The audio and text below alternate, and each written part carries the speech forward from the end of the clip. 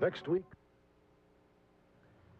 tonight we go to FBI headquarters in Washington, D.C. for a special Unsolved Mysteries segment called FBI Alert. Associate Deputy Director Oliver Revelle will profile several wanted fugitives. Watch closely. Perhaps you can help bring them to justice.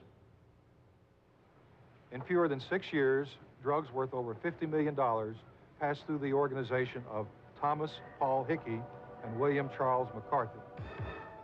In 1986, they were indicted on 43 criminal counts. They fled before they could be apprehended. Thomas Paul Hickey is 5 feet 11 inches tall, weighs 160 pounds, and has green eyes and blonde hair. He is said to be a charming individual and has used the nicknames T-Bone and Grover. Hickey has owned antique stores and is an avid fisherman. William Charles McCarthy is 6 feet tall, weighs 180 pounds, and has brown hair. He has used the aliases of James Fisher and Mark David Matthews. He is traveling with his wife and 6-year-old daughter.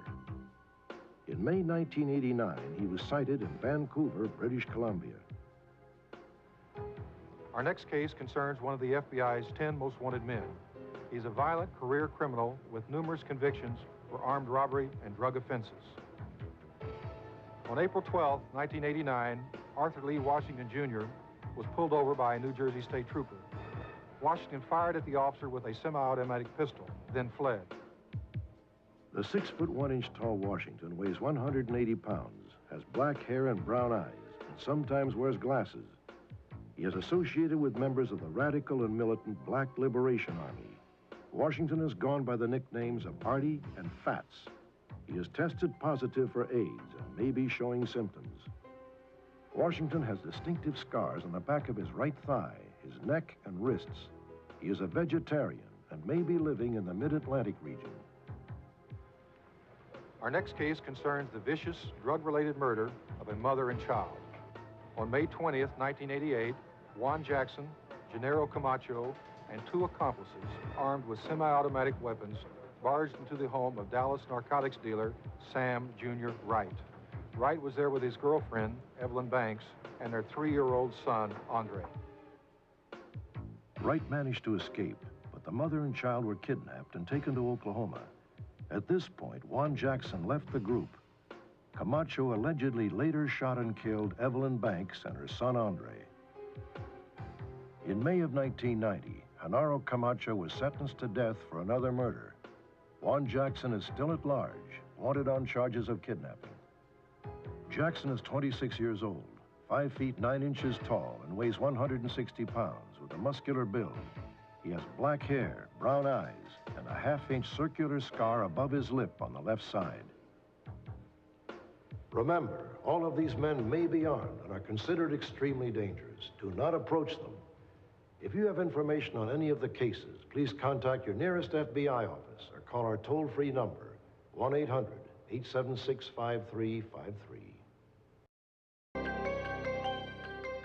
Recently, we featured a special segment called FBI Alert.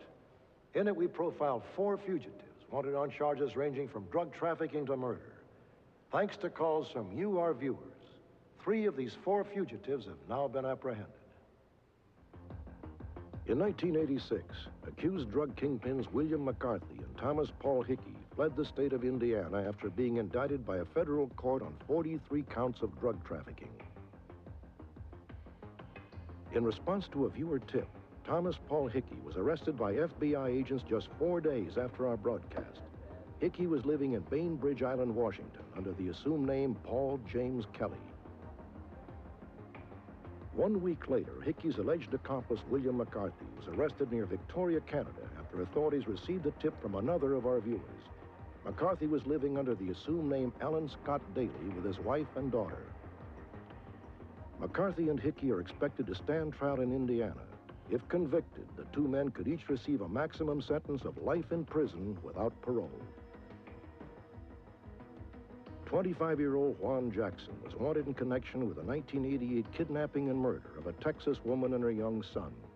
They were apparently abducted after a botched drug deal and later killed, allegedly by one of Jackson's partners.